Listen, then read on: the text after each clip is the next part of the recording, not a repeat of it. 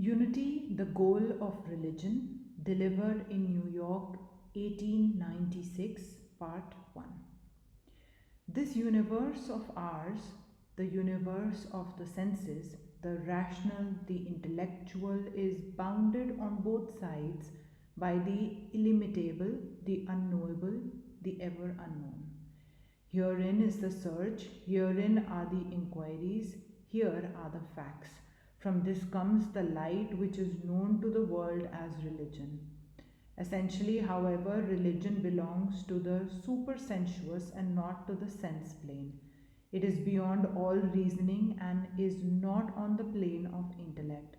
It is a vision, an inspiration, a plunge into the unknown and unknowable, making the unknowable more than known, for it can never be known. This search has been in the human mind, as I believe, from the very beginning of humanity. There cannot be human reasoning and intellect in any period of the world's history without this struggle, this search beyond. In our little universe, this human mind, we see a thought arise. Whence it arises, we do not know. When it disappears, where it goes, we do not know either. The macrocosm and the microcosm are, as it were, in the same groove, passing through the same stages, vibrating in the same key. I shall try to bring before you the Hindu theory that religions do not come from without but from within. It is my belief that religious thought is in man's very constitution, so much so that it is impossible for him to give up religion until he can give up his mind and body, until he can give up thought and life. As long as a man thinks, this struggle must go on, and so long man must have some form of religion. Thus, we see various forms of religion in the world. It is a bewildering study, but it is not as many as think a vain speculation. Amidst this chaos, there is harmony. Throughout these discordant sounds, there is a note of concord, and he who is prepared to listen to it will catch the tone. The great question of all questions at the present time is this: taking for granted that the known and the knowable are bounded on both sides by the unknowable and the infinitely unknown, why struggle for that infinite unknown? Why shall we not be content with the known? Why shall we not rest satisfied with eating, drinking, and doing a little good to society? This idea is in the air.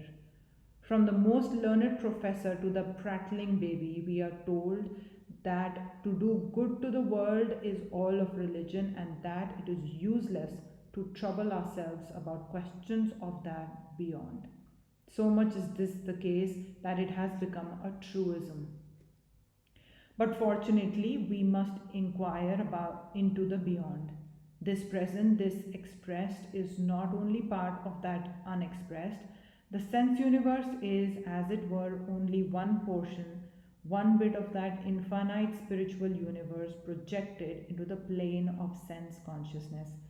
How can this little bit of projection be explained, be understood, without knowing that which is beyond?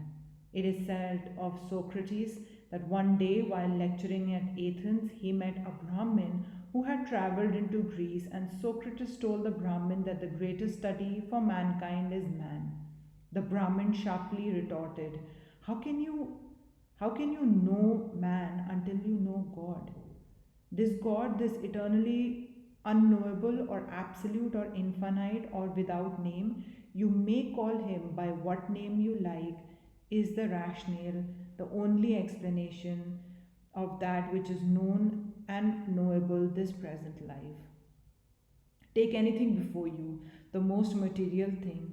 Take one of the most material sciences as chemistry or physics, astronomy or biology. Study it, push the study forward, and the gross forms will begin to melt and become finer and finer until they come to a point where you are bound to make a tremendous leap from these material things into the immaterial.